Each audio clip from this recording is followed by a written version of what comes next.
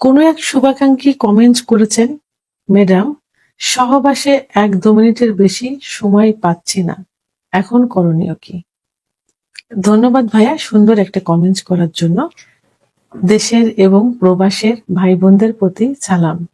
আসসালামু আলাইকুম। আমি প্রভাষক ডাক্তার রিক্তা পারভিন, হোমিওপ্যাথি এবং আয়ুর্বেদিক চিকিৎসক।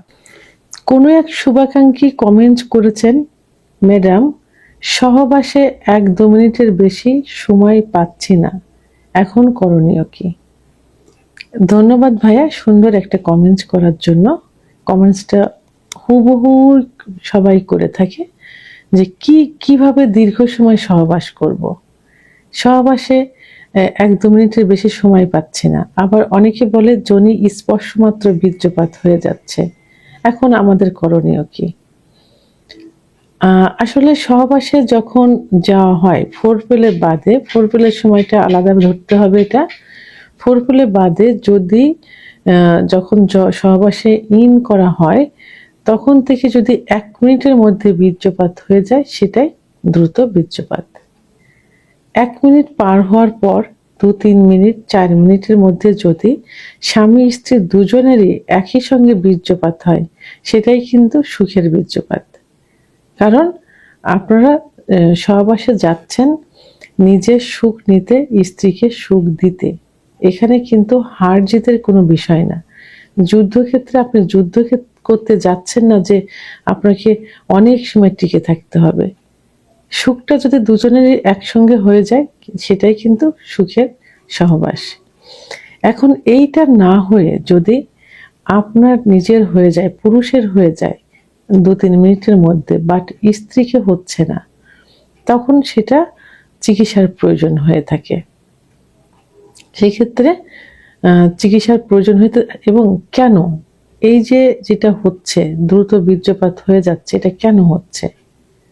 প্রথমত হলো যে মহিলাদের কিছু সেক্স উত্তেজনা কিন্তু লুকায়িত থাকে। কোনো মেয়ের দেখা যায় যে ১০ থেকে ১৫ মিনিটের মধ্যে সেক্স উত্তেজনা হয় বা অর্গাজম হয়। আবার কোনো মেয়েদের ৩০ থেকে ৩৫ মিনিটও সময় লেগে যায়। তো সেই ক্ষেত্রে পুরুষ যদি সেটা না পারে তবে তাকে কিছু টেকনিক অবলম্বন করতে হয়। যেমন তাকে ফোরপ্লে কিছু সময় দিতে হয়। ১০, ১৫, ২০ মিনিট ফোরপ্লের সময় দেওয়া হয়, আর সহবাসের পরে আর ১০-১৫ মিনিট সময় দেওয়া হলো। গড় এভারেজে কিন্তু মেয়েদের অর্গাজম ঘটানো কিন্তু সম্ভব হয়। এখন পুরুষের দ্রুত বীর্যপাত হওয়ার পিছনে কিছু কারণ থাকে। প্রথম যে কারণটা, মানে কয়েকটা কারণের মধ্যে প্রধান কারণটা হলো মানসিক কারণ। মানসিক কারণটা হলো অতিরিক্ত টেনশন, দুশ্চিন্তা করে যে আমি হয়তো পারবো না, স্ত্রীর কাছে গেলে আমাকে ফিরে আসতে হবে, স্ত্রী আমাকে বকা দেবে, স্ত্রীর কাছে লজ্জা পাবো ইত্যাদি কারণে সে নিজেই মানসিক মানে টেনশনগ্রস্ত হয়ে এমনি হয়ে পড়ে, যে কারণে এমনিতেই কিন্তু বীর্যপাত হয়ে যায়। আরেকটা কারণ হলো শারীরিক কারণ। শারীরিক কিছু কারণ থাকে, যেমন স্নায়বিক দুর্বলতা এবং পূর্বে অতিরিক্ত হস্তমৈথুন, বিছানায় ঘর্ষণ, সমকামিতা, অতিরিক্ত স্বপ্নদোষ, আবার অতিরিক্ত যৌন মিলন ইত্যাদির কারণে। আবার কিছু কারোর দেখা যায় যে পুরুষের সাধারণত ৩৫-এর পরে গিয়ে কিন্তু প্রোস্টেট গ্ল্যান্ড বড় হয়ে যায়। প্রোস্টেট গ্ল্যান্ডের সমস্যা হলে বা অপারেশন করলে পুরুষের সেক্স হরমোন টেস্টোস্টেরন হরমোন সাধারণত ২৫-এর পরে, বিশেষ করে ৩০-এর পরে প্রত্যেকটা পুরুষের কমতে থাকে। তো এই হরমোনটা কমে গেলে আবার পুরুষের আবার কিছু রোগ সাধারণত ৩০-এর পরে যেগুলো বেশি দেখা যায় সেটা হলো ডায়াবেটিস, উচ্চ রক্তচাপ, হার্টের সমস্যা, কোলেস্টেরল, লিভারের সমস্যা ইত্যাদি। এসব কারণে কিন্তু দ্রুত বীর্যপাত হয়ে যায়। আরেকটা কারণ হলো জীবনযাপন। অনেকের লাইফ স্টাইলটা একটু অন্যরকম থাকে, যেমন অনেক রাত জেগে থাকে, সাধারণত ভোরের দিকে একটু ঘুমায়। পুরুষের সেক্স হরমোন কিন্তু বৃদ্ধি পায় গভীর ঘুমে, এবং সেটা অবশ্যই ৭ থেকে ৮ ঘন্টা ঘুম হতে হবে, এবং সেটা রাত্রে হতে হবে। সাধারণত রাত ১০টা থেকে ৪টা পর্যন্ত সেক্স হরমোনটা বৃদ্ধি পেতে থাকে। তো এই সময় অনেকে না ঘুমিয়ে ঘুমোয় কখন, ওই রাত 2টার পরে, 3টা 4টার পরে অনেকে কিন্তু ঘুমোতে যায়।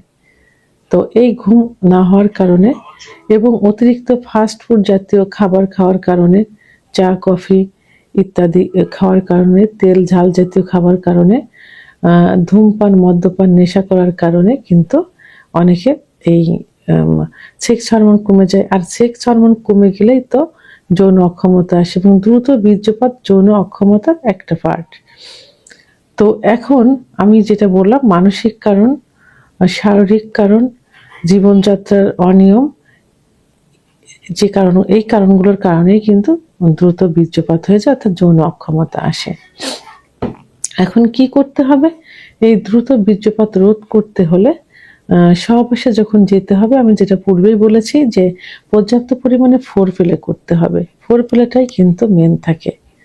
তো সেখানে আপনি 10-15 মিনিট ফোরপ্লে করলেন আর 10-15 মিনিট সহবাসে লিপ্ত থাকলেন, তাহলে কিন্তু ওই মেয়েদের বীর্যপাত ঘটানো বা অর্গাজম ঘটানো সম্ভব হবে।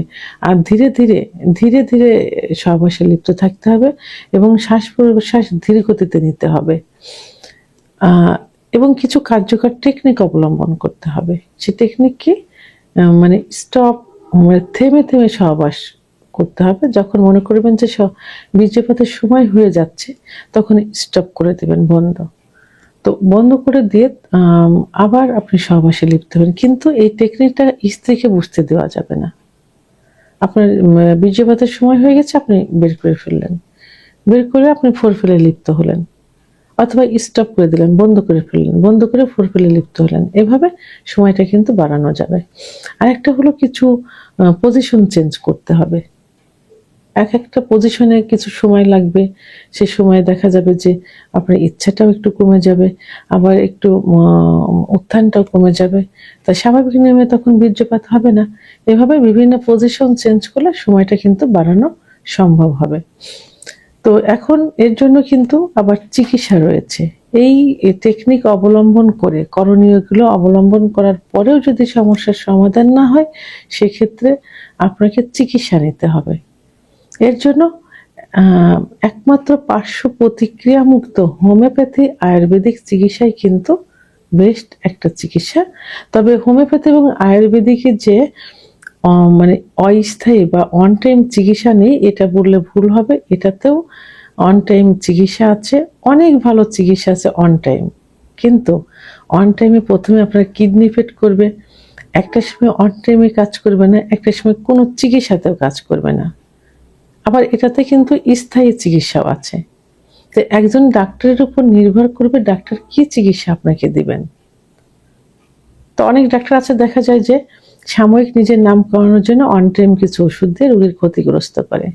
তো এটা থেকে দূরে থাকতে হবে। একজন অভিজ্ঞ সম্পন্ন রেজিস্টারকৃত হোমিওপ্যাথি আয়ুর্বেদিক ডাক্তারের শরণাপন্ন হতে হবে। এবং কিছু খাবার আছে, যেমন দুধ, ডিম, খেজুর, কাজু বাদাম, মধু, ঘি, এইগুলো খেতে হবে। আর অবশ্যই মানে খাদ্য তালিকায় এই খাবারগুলো রাখতে হবে। আর অবশ্যই আপনাকে রাত জাগা বন্ধ করতে হবে, দুশ্চিন্তা বন্ধ করতে হবে, লাইফ স্টাইলটা সুন্দর রাখতে হবে। মনে রাখবেন যে হরমোনটা তৈরি হয় কিন্তু গভীর ঘুমে, এবং সেটা রাত্রে পুরুষের। তো এইগুলো মেনটেন করতে হবে। আর সর্বশেষ যে মেনটেনটা আমি বলবো, সেটা হলো, এখন অনেকেই অনেক বিজ্ঞাপন দিয়ে থাকে যে 1 সপ্তাহের মধ্যে ঠিক করে দিব, 1 মাসের মধ্যে ঠিক করে, যারা আপনাকে গ্যারান্টি দিয়ে চিকিৎসা দিবে এবং যারা আপনাকে সময় নির্ধারণ করে দেবে, যারা আপনাকে ডিসকাউন্ট দেবে। ওষুধে কিসের ডিসকাউন্ট আমি বুঝি না। কারণ ওষুধ যদি ভালো কোম্পানির ওষুধ, যদি জার্মানি ওষুধ হোমিওপ্যাথিতে দেওয়া হয়, যদি আয়ুর্বেদিকে স্কোয়ার রেডিয়েন্ট, ইবরেসিনা, হার্বাল ডিভিশনের যেগুলো আছে, এই চিকিৎসা দেওয়া হয়, তাহলে এখানে কোনো ডিসকাউন্টের কিন্তু উপায় নেই।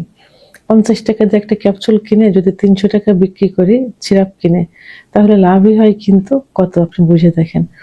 তো এই ডিসকাউন্ট নেওয়া যাবে না। আর প্যাকেজ সিস্টেমে কোনো চিকিৎসা নেওয়া যাবে না, কারণ চিকিৎসা কখনো প্যাকেজ হয় না। রোগীর উপরে নির্ভর করে। ডাক্তার পরীক্ষা নিরীক্ষা করার পর সব জানার পরে যে চিকিৎসা দিবেন সেটাতে 1 মাস 2 মাস 3 মাস যেটাই লাগুক না কেন সেটাই কিন্তু লেগে যাবে। এটাই কিন্তু অরিজিনাল ডাক্তার। এজন্য প্যাকেজ সিস্টেমের কোনো চিকিৎসা নেওয়া যাবে না। তো এখন আমি সর্বশেষ বলবো যে 90% আপনার রোগটা কিন্তু সারবে, অর্থাৎ দ্রুত বীর্যপাত ঠিক হবে আপনার লাইফস্টাইলে, অর্থাৎ জীবনযাত্রা সঠিকভাবে করলে এবং খাবার খেলে এবং সঠিক নিয়মের খাবার খেলে এবং নিজেকে ফিট রাখলে আর নিয়মিত যদি কেগেল এক্সারসাইজ করা যায়, ইউটিউব চ্যানেল সার্চ দিলেই কিন্তু দেখবেন যে কেগেল এক্সারসাইজ আছে পুরুষের দ্রুত বীর্যপাত রোধ করার জন্য। কেগেল এক্সারসাইজটা নিয়মিত করেন, পরিমিত পরিমাণ ঘুম দেন, তাহলেই কিন্তু এটা ঠিক হয়ে যাবে। ভিডিওটি সম্পর্কে যদি কোনো মতামত থেকে থাকে অবশ্যই কমেন্টসের মাধ্যমে জানাবেন। আর ভিডিওটি ভালো লাগলে লাইক, কমেন্ট, সাবস্ক্রাইব করে আমার সঙ্গে থাকুন। আল্লাহ হাফেজ।